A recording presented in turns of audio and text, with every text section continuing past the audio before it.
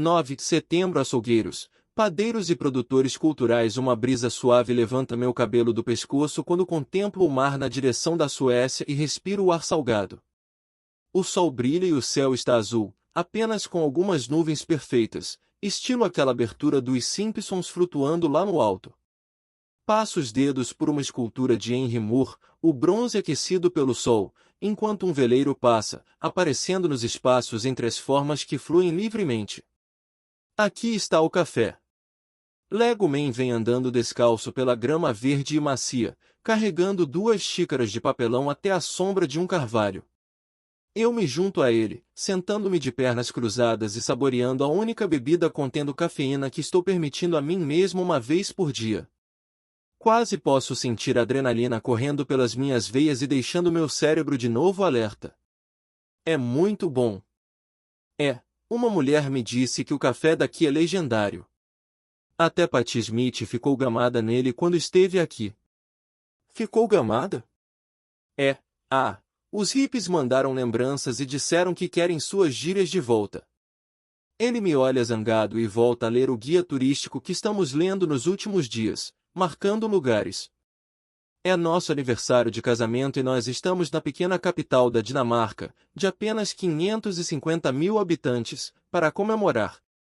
A maravilhosa Copenhagen acabou de ser eleita a melhor cidade do mundo pelo 2º ano consecutivo pela revista favorita de Lego Man, então nós estamos aqui para passar um fim de semana prolongado e nos reabastecer de cultura, de comida decente e de tudo aquilo de que Jutlândia tem nos privado. Passei algum tempo na cidade a trabalho nos últimos 9 meses, mas nunca estivemos juntos aqui a passeio para saboreá-la, algo que prometo corrigir durante essas pequenas férias. Até deixei meu laptop em casa. Isso é que é amor. Já visitamos o Museu Nacional, o imponente Royal Theatre, a ópera de aparência futurística e as exposições de Degas no Nova York Carlsberg Glyptote, um museu de arte fundado no século XIX pela maior cervejaria da Dinamarca. Fizemos a peregrinação à estátua da Pequena Sereia, passeamos pelo calçadão Langelini e comemos smushi, uma combinação dos famosos sanduíches dinamarqueses abertos smørrebrød com sushi. Em Strait, visitamos o Jardim Botânico e vimos um monte de gente bonita andando de bicicleta. Você não vê isso na Jutlândia. Lego Man mostra uma loura de pernas compridas pedalando uma bicicleta de vestido e saltos altos. Aponto para seu igualmente formidável companheiro, parecido com Viggo Mortensen, o Aragorn de O Senhor dos Anéis, e murmuro com apreciamento. Agora estamos no Louisiana Museum of Modern Art, ao norte de Copenhagen. Depois de nos empanturrarmos de Picassos, um Giacometti, Andy Warhol e nossa primeira prova dos pintores dinamarqueses Asger Perkirkey, vamos para os jardins e ficamos vendo as crianças tentando escalar uma enorme escultura de Alexander Calder. Deus abençoe a saúde e a segurança dos dinamarqueses. Depois de terminarmos o café, rodamos mais um pouco por ali e damos com uma árvore enfeitada com tiras de papel. Havia uma mensagem escrita em cada tira, parecendo aquele coma-me no bolo em Alice no País das Maravilhas, com algum tipo de desejo ou esperança para o futuro. As mensagens variam do profundo, paz mundial, ao fantástico, desejo que meu gorila de brinquedo ganhe vida.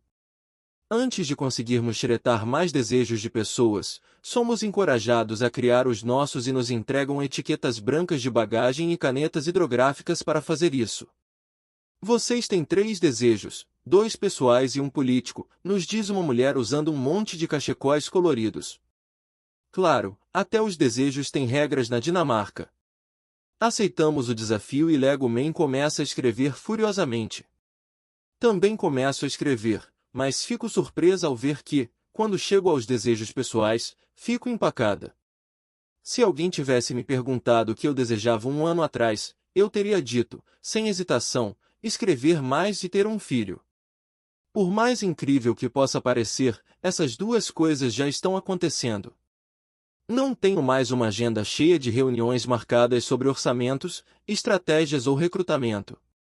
Apenas escrevo, todos os dias.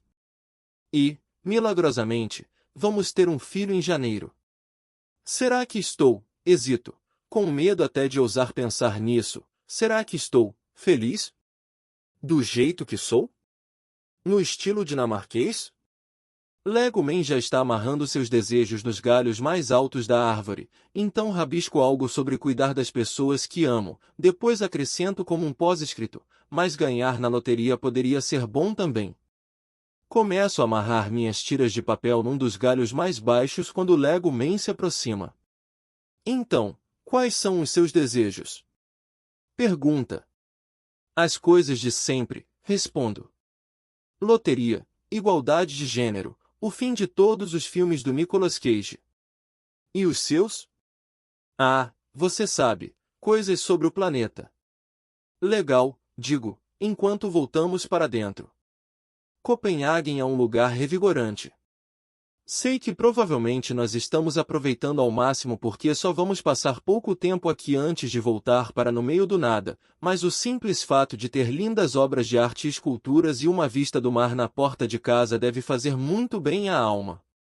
Tento conversar com Lego Man enquanto andamos por ali, mas ele foi direto para o setor fortemente iluminado da loja de presentes da galeria, o que o deixou praticamente surdo para o mundo durante a meia hora seguinte. Preciso de um guia cultural, penso, alguém para me pôr a par da situação aqui. Preciso, basicamente, de um Melvin Bragg, apresentador de programas de arte e cultura da TV britânica, na Dinamarca. Felizmente, o Melvin Bragg dinamarquês mora e trabalha aqui perto. Adrian Lloyd Hughes, o pai dele é galês, mas a família se mudou para a Dinamarca quando Adrian tinha 3 anos, é locutor e apresentador na Doutor, a emissora de utilidade pública do país, e vem fazendo programas de televisão sobre cultura nos últimos 30 anos. Eu o localizo online e agendamos uma hora para conversar antes que Lego Man me flagre. Você está trabalhando na nossa viagem de aniversário de casamento? Pergunta ele, me olhando desconfiado. Não, minto, me sentindo culpada. Noto que ele saiu do meio de um monte de gente fazendo compras na lojinha com as mãos vazias. Isso é algo inédito, mas pode me dar uma certa vantagem. Não tem nenhuma outra loja de design que você queira visitar na cidade? Bingo! Eu podia conversar com esse especialista em cultura enquanto você dava uma olhada por aí, sugiro. Olhamos fixamente um para o outro por diversos segundos, nenhum dos dois querendo piscar primeiro. Ah, tudo bem, então, diz ele. Obrigada. No dia seguinte, me encontro com Adrian. Digo a ele que estive no Louisiana e adorei, e ele lista uma série de galerias e museus que eu deveria visitar durante minha estada. Os melhores museus dinamarqueses se tornaram verdadeiros parques temáticos, com lojas e cafeterias, me diz ele. As ofertas culturais da capital sofreram uma plástica embelezadora em 1966 quando Copenhague foi a capital europeia da cultura. É como quando você vai receber pessoas para jantar. Você se arruma, compra flores, limpa a casa e se prepara para apresentar ao mundo o que você tem de melhor. O mesmo aconteceu com Copenhague. Depois tudo foi incorporado à infraestrutura da cidade para mantê-la em forma. Então como anda o cenário artístico da Dinamarca? Vai muito bem, na verdade, diz Adrian. As artes têm muito apoio aqui. O grande boom da TV e da arquitetura dinamarquesas, e da comida, pode ser visto como resultado de 3 décadas de apoio financeiro. Os teatros dinamarqueses são fortemente subsidiados, me diz Adrian. Se você comprar uma entrada, pode provavelmente calcular que o custo real é 2 ou 3 vezes maior do que o preço que pagou. Como consequência disso, os atores geralmente se apresentam para uma casa cheia. A Dinamarca também tem promovido novos escritores talentosos. Christian Lolique atraiu a atenção do mundo inteiro com Manifesto em 2083, sua peça baseada no assassino de Oslo, Anders Behring Breivik, e Torbjørn Krebs, que escreveu sobre soldados dinamarqueses na antiga Iugoslávia, também é celebrado em toda a Europa. Muitos dramaturgos vêm da escola de dramaturgia do Teatro Aarhus, onde são pagos para estudar, naturalmente, e têm a oportunidade de ver suas obras encenadas no segundo maior teatro da Dinamarca. O patrocínio privado também está crescendo na Dinamarca, acrescenta Adrian, mas a maior parte dele vai para o balé, Talvez porque mais empresas querem estar associadas a esse mundo de brilho e beleza do que a uma peça de teatro controversa sobre um assassino em massa norueguês. A estratégia de entradas com desconto torna tanto a dança clássica quanto a contemporânea acessíveis a todos e Adrian diz que ela está mais popular do que nunca entre os jovens. Sempre que vou ver algo novo, atravesso fileiras cheias de alunos do ensino médio para chegar ao meu lugar. A ópera também é pesadamente subsidiada, mas as entradas são vendidas a partir de cerca de 500 coroas, cerca de $90. Então se você precisar de uma babysitter e tiver que estacionar o carro em algum lugar, vai gastar umas 2.000 coroas, ou $360, numa noitada, diz Adrian. O maior sucesso que surgiu na ópera dinamarquesa nos últimos anos foi Casper Olten, agora diretor da Royal Opera House, de Londres, que causou o maior rebuliço com sua releitura do Anel do Nibelungo, de Wagner. Ele o encenou com um traço feminista, tornando a produção uma questão de superioridade masculina versus superioridade feminina, diz Adrian. O Anel se tornou uma molécula de DNA e os protagonistas literalmente lutavam pelo futuro da humanidade. Foi um enorme sucesso. A indústria cinematográfica da Dinamarca continua sendo uma das mais bem-sucedidas da Europa graças a uma política proativa de subvenções e apoio do governo. Os grandes nomes ainda em atividade hoje em dia são Susanne Bier, que dirigiu o filme indicado ao Oscar Depois do Casamento, Thomas Vinterberg, diretor de Longe deste Insensato Mundo, e, é claro, Lars von Trier. A maioria dos dinamarqueses reconhece a genialidade dele, embora possamos achá-lo incrivelmente irritante, diz Adrian. Von Trier foi responsável pelo Dogme 95, o movimento de realização de filmes que começou em 1995 junto com os colegas Thomas Vinterberg, Christian Levering e Søren Kragh Jacobsen. Seu objetivo era purificar a produção de filmes por meio de regras que pusessem um fim a tramas previsíveis, ação superficial e truques tecnológicos. As regras foram abandonadas mais tarde, mas o Dogme ajudou a legitimar a produção digital com orçamento baixo e consolidou a reputação de Von Trier como sendo uma figura controversa a ser respeitada. É claro que a maior história de sucesso dos últimos anos foi a da TV dinamarquesa. Pergunto a Adrian como isso aconteceu e ele me diz que não foi por acaso. Uma década atrás, você não seria capaz de encontrar uma série de TV dinamarquesa que chamasse a atenção de ninguém no estrangeiro.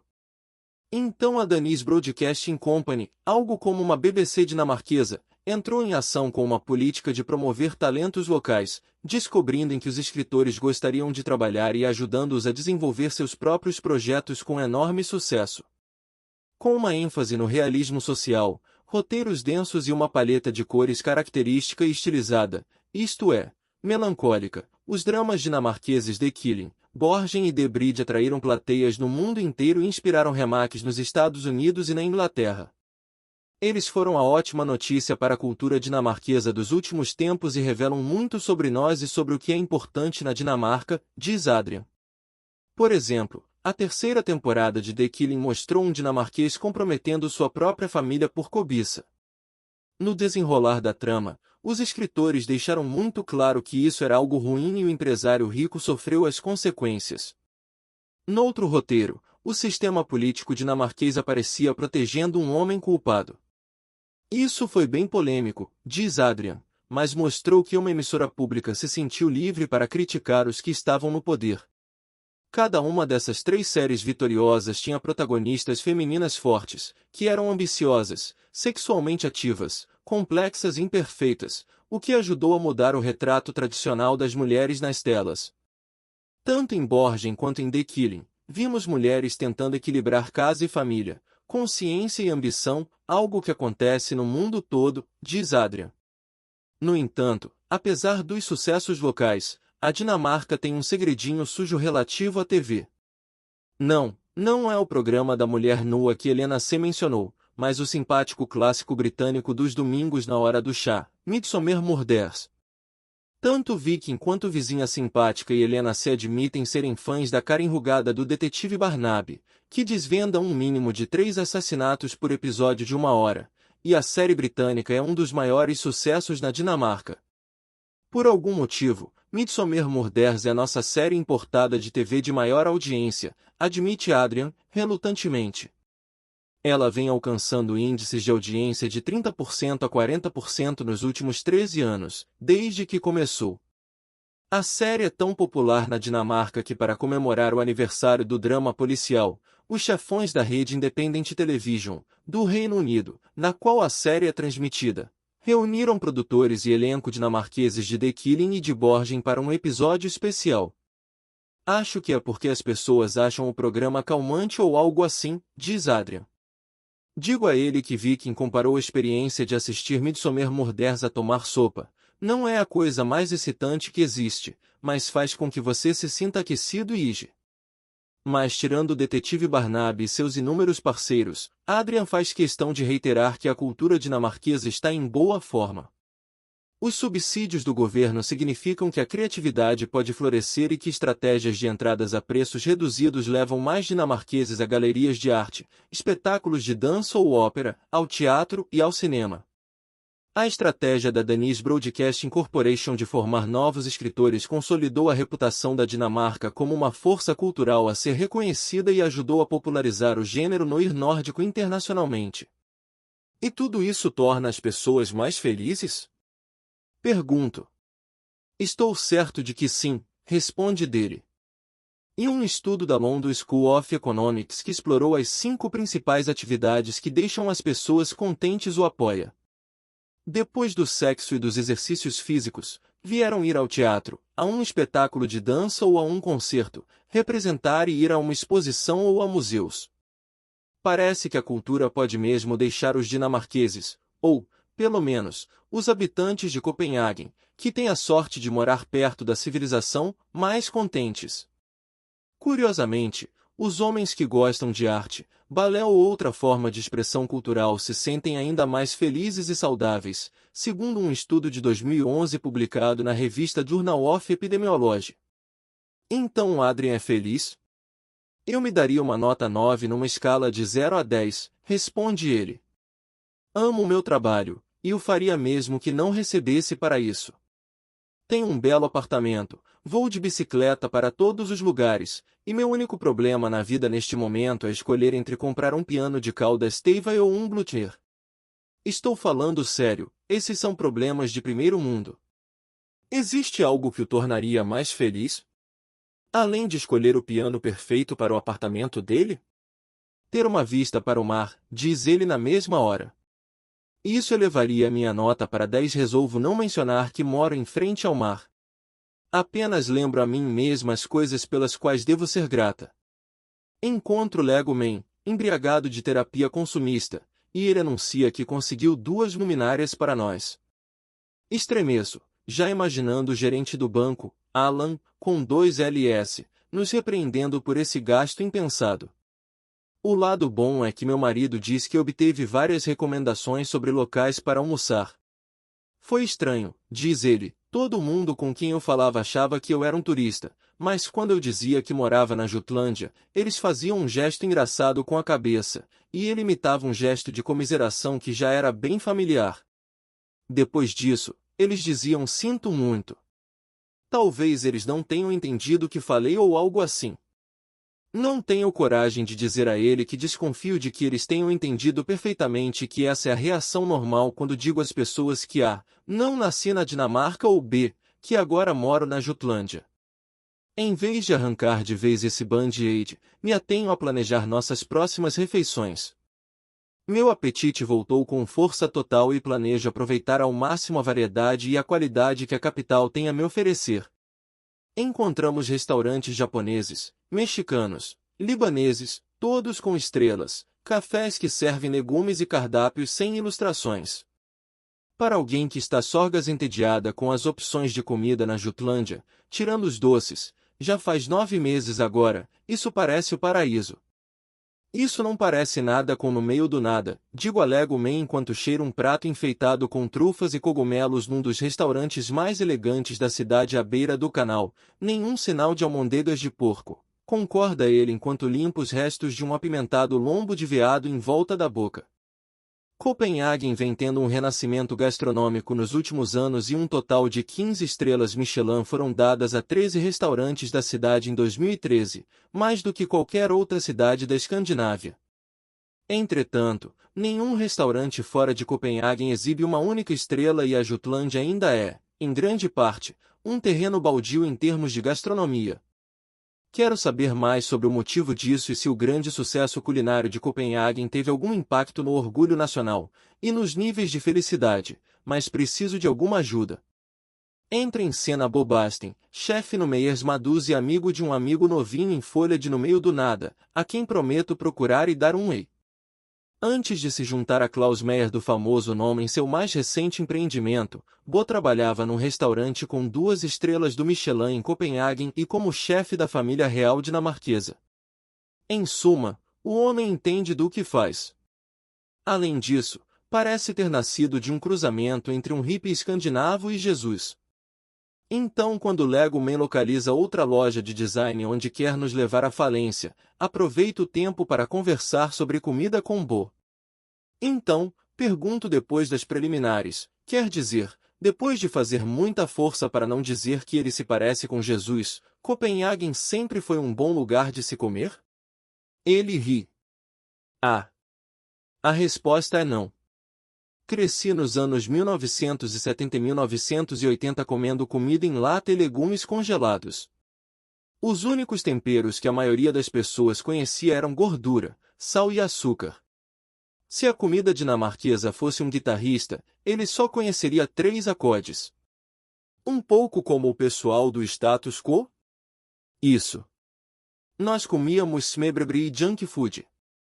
Pelo que tenho observado, muitos dinamarqueses ainda comem assim.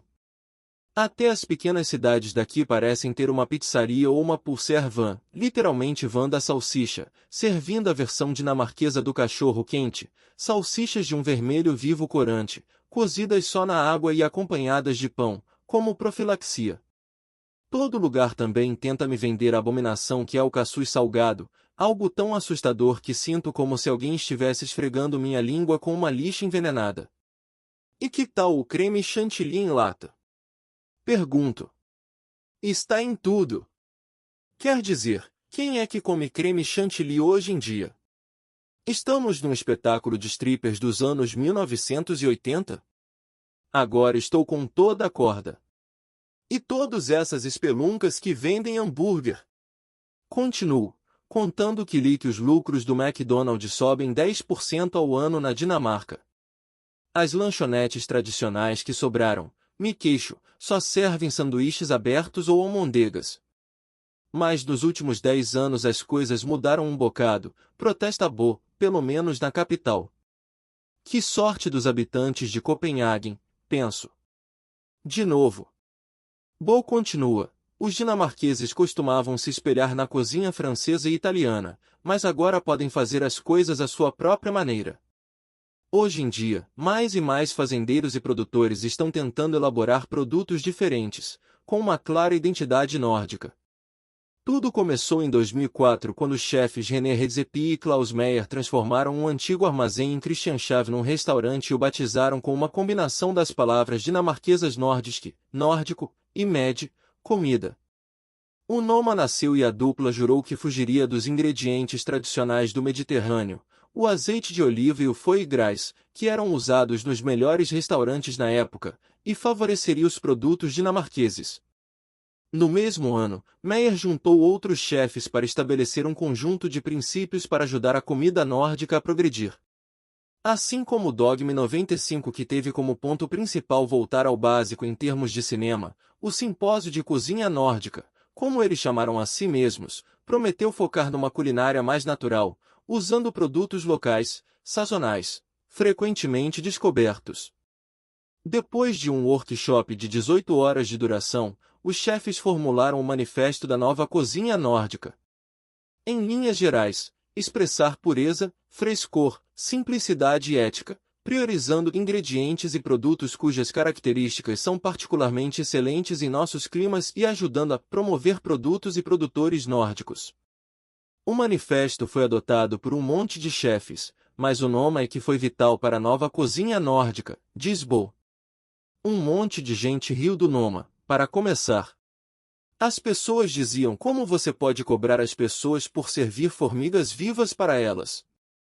Um outro prato favorito era a torrada de ouriço do mar. Mas isso realmente abriu os olhos das pessoas. O Noma ganhou primeiro uma, depois 2 estrelas no Guia Michelin, e foi considerado o melhor restaurante do mundo 4 vezes desde 2010. A fama do restaurante não significou automaticamente fortuna, e o Noma ainda mal paga suas contas, empregando 68 funcionários para fazer apenas 45 couverts. Como se trata da Dinamarca, até o mais humilde dos garçons recebe um salário decente e há uma taxa adicional de 25%, conhecida como mons, em dinamarquês, em tudo. O Noma é um trabalho de amor, mas René Redzepi declarou recentemente ao jornal Politiken que achava que a nova cozinha nórdica já tinha cumprido seu papel, e que agora ficariam apenas os restaurantes com preços mais acessíveis, o que afetou os supermercados da capital. Os supermercados de Copenhagen começaram a estocar produtos variados porque as pessoas estavam falando desses ingredientes diferentes, diz Bo. Os chefes do Noma também combinaram a experiência que adquiriram no restaurante com uma filosofia própria, de modo que quando iam trabalhar em outros lugares disseminavam e desenvolviam o ethos da nova cozinha nórdica. Quero entender melhor o que é isso, então pergunto como ele começaria a ensinar alguém que, por exemplo, soubesse apenas fazer macarrão até os 20 e poucos anos de idade.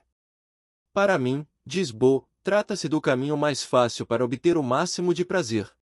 Se você tem uma cenoura que é saborosa e fresca e tenra, coma-a crua. Não a cozinhe ou a transforme em purê. Comer alimentos da estação também é importante. Pense no que tem do lado de fora da sua janela e o que você mesma pode cultivar, e procure conhecer que produto local você pode conseguir em diferentes épocas do ano. Digo a ele que, sempre que compro frutas e legumes aqui na Dinamarca, eles estragam mais depressa do que estou acostumada. Isso é porque nós não os enchemos de produtos químicos, o que é muito bom. Me ensina Bo. Na Dinamarca preferimos frutas e vegetais frescos. Aprendi a lição. Pergunto a Bo se ele ouviu falar que a Dinamarca é o país mais feliz do mundo e fico surpresa ao saber que não. Mas faz todo sentido. Eu me daria a nota 8 numa escala de 0 a 10. Comer me faz feliz. Alguma comida em particular? Pergunto. Não posso citar nenhuma em particular, responde ele, horrorizado, seria como escolher um filho favorito. Simplesmente amo todas as comidas. Então o que faria ele receber uma nota 10 em felicidade? Bem, eu gostaria de um carro novo, diz ele, antes de voltar atrás. Não, já tenho tudo o que poderia querer. E realmente, eu me sinto mais feliz com filhos saudáveis e uma esposa fantástica do que me sentiria com um carro novo. Digo a ele que isso é ótimo. Só espero que Lego Man diga a mesma coisa, embora desconfie que sua resposta talvez fosse alguma coisa na linha de que tipo de carro estamos falando. Nós nos despedimos e ele me deixa com um lembrete de despedida. Da próxima vez que você for fazer compras, o mais importante é prestar atenção no que é próprio da estação. Produtos frescos são melhores. Para manter o cenário de alimentos frescos da Dinamarca, a equipe por trás do Noma e do Manifesto da Nova Cozinha Nórdica criou o Laboratório de Comida Nórdica em 2008, um laboratório de pesquisa sem fins lucrativos para buscar novas técnicas e compartilhar descobertas entre estudiosos de alimentação. Trabalhando numa casa flutuante ancorada em frente ao Noma no porto de Copenhagen, a equipe do laboratório faz experiências com sabores e explora o que existe de comestível nas cercanias, com ênfase na exploração de novos recursos alimentares. Resolvo procurar em seguida Ben Read, chefe do Centro de Pesquisa e Desenvolvimento da Culinária, a bordo da casa flutuante. Ben, recém-chegado de uma viagem à Uganda, me diz que esteve investigando insetos comestíveis. Experimentei alguns grilos ótimos lá e aprendi como os nativos os cozinham, diz ele.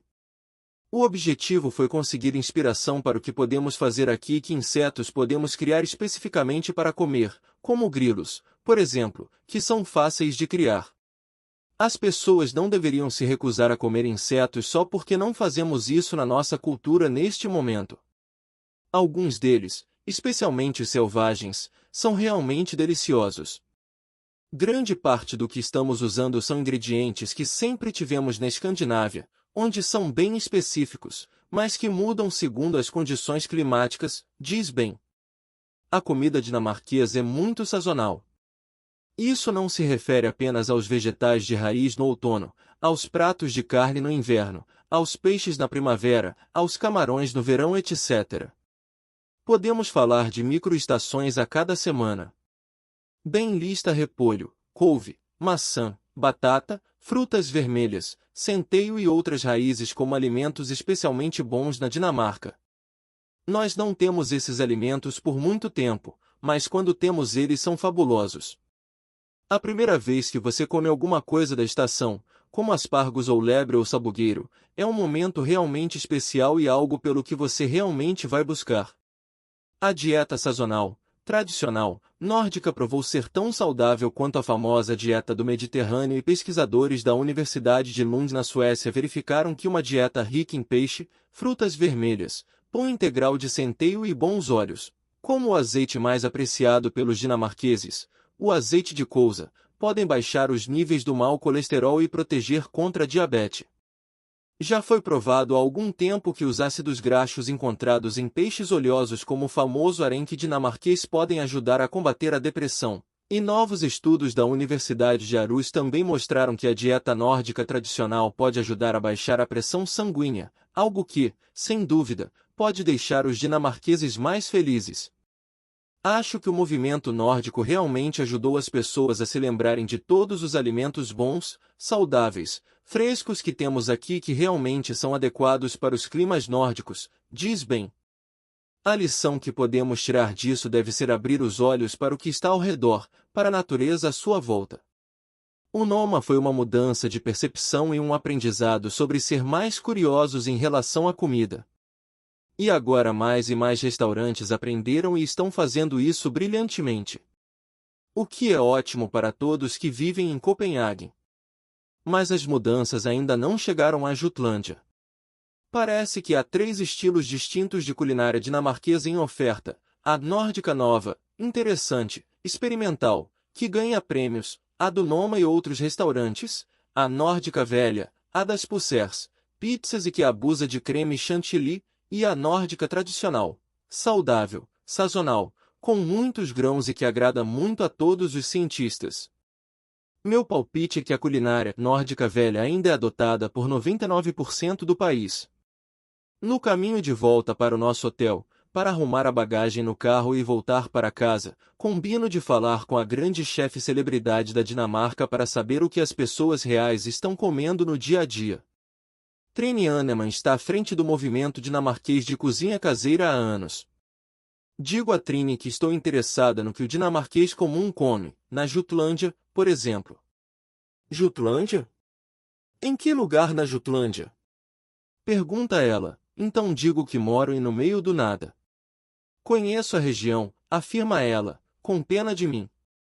Eu diria que você provavelmente mora exatamente na região mais carente em termos de alimentos de todo o país.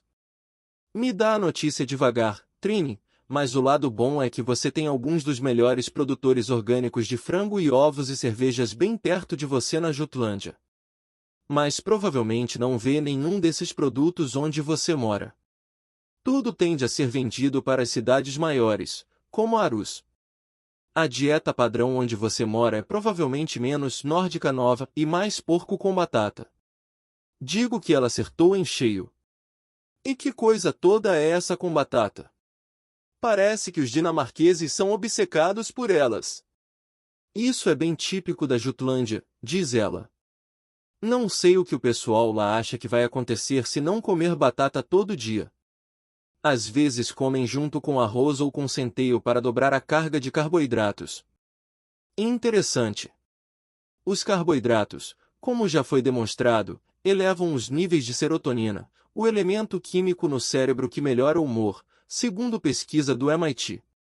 Talvez os dinamarqueses estejam basicamente engolindo pílulas de felicidade com cada porção de batata que comem, penso, enquanto Trini continua. E esses carboidratos são servidos, é claro, com carne de porco. Eu estava imaginando quanto tempo demoraríamos para chegar na carne de porco.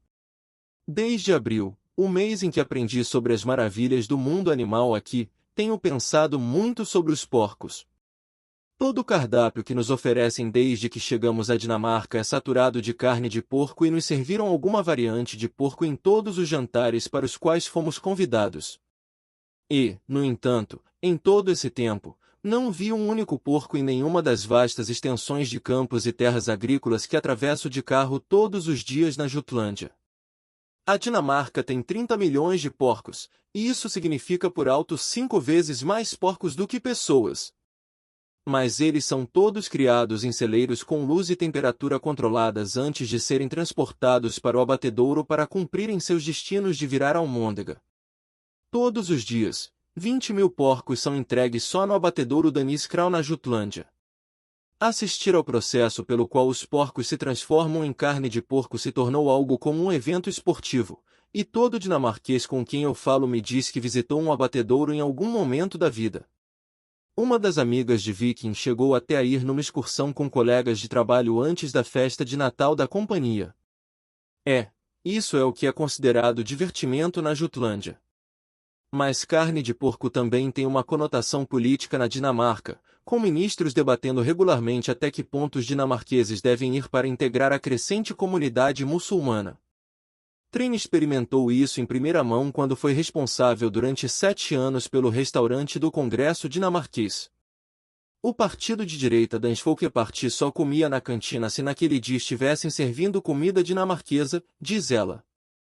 Se tivéssemos um tandoori no cardápio ou algo mais internacional, ninguém do Folkeparti aparecia por lá.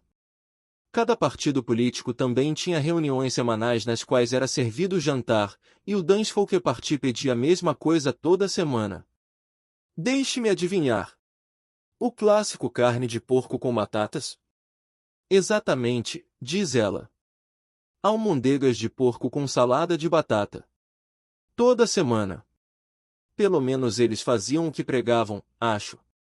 É interessante saber que até o parlamento dinamarquês come juntos sempre que possível. Não existe o hábito de comprar comida e levar para comer na mesa de trabalho ou jantar na frente da TV como acontece em outros lugares. Nós realmente temos uma tradição de comer juntos, me diz Trini. Parece que os dinamarqueses costumam comer em casa quase todas as noites e nos fins de semana, o que poderia explicar por que os cardápios dos restaurantes fora de Copenhague não são exatamente inspiradores. A maioria dos dinamarqueses só janta fora para comemorar um aniversário ou outra ocasião especial, já que comer fora é muito caro, diz Trini. Isso porque todo mundo ganha um salário decente, até mesmo o lavador de pratos, e, como acontece no Noma, todo restaurante cobra uma taxa de 25% do valor da conta para alimentação e serviço. Mas a maioria dos dinamarqueses não se sente desprivilegiada por só comer fora raramente. Nós gostamos de comer em casa, diz Trini. É aconchegante em casa e nós gostamos de cozinhar uns para os outros.